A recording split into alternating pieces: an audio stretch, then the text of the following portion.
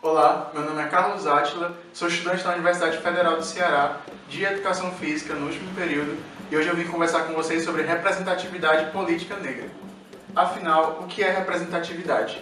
Representatividade é quando nós encontramos na figura de um representante os desejos e anseios de um grupo. Afinal, a representatividade é importante para a manutenção e conquista dos direitos individuais e coletivos desses determinados grupos. Mulheres, negros e negras, LGBTQIs, trabalhadores do campus, todos são minorias, mas não em quantidade, mas em representatividade. Bom, logo quando falamos sobre a questão do representante negro, nós não podemos esquecer historicamente de um período de mais de 300 anos de escravização negra no nosso país. Mesmo que de forma abolida, a escravização negra no Brasil trouxe consigo um estigma e uma marca do racismo estrutural. O racismo nada mais é do que uma forma de discriminação de forma consciente ou não a um grupo ou indivíduo racialmente identificado. Essa enraização do processo de racismo se expande para muito além do que nós conhecemos da escravização dos corpos negros, mas para as questões de escolarização, saúde pública e política.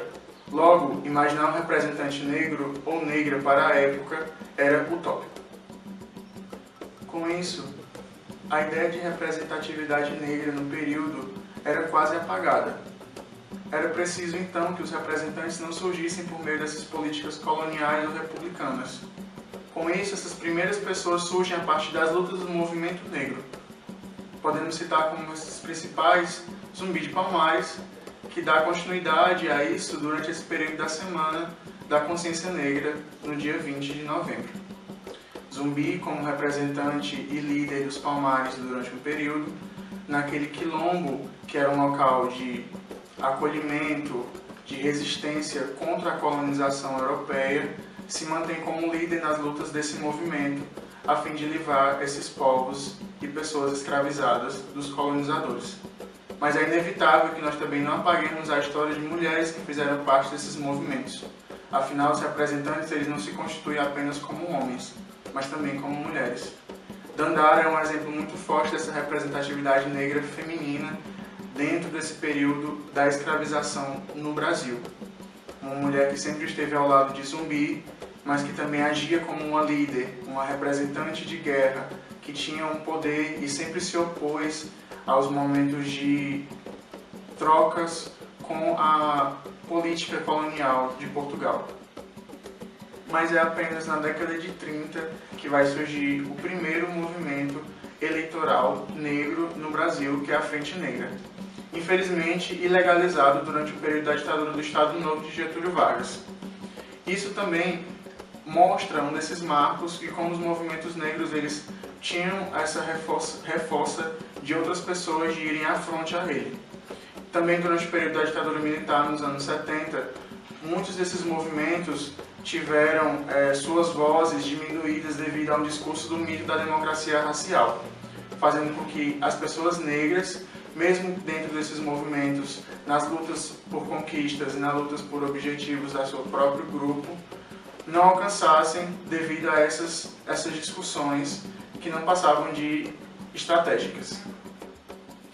Mas é inevitável perceber que foram por meio das lutas dos movimentos negros que pessoas como representantes alcançaram as câmaras e os senados a fim de propor e reivindicar direitos fundamentais à comunidade negra.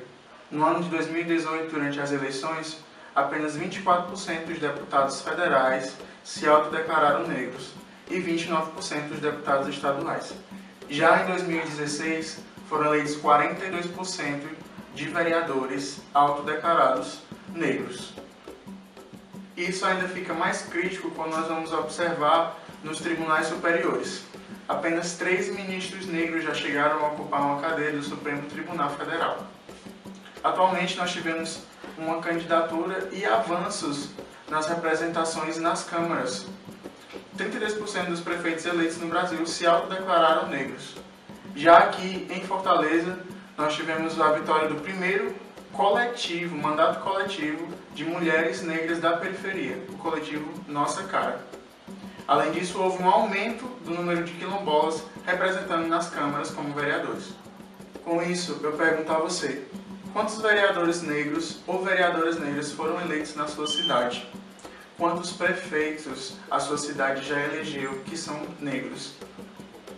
Quantos representantes negros ou negras você já votou durante o período eleitoral?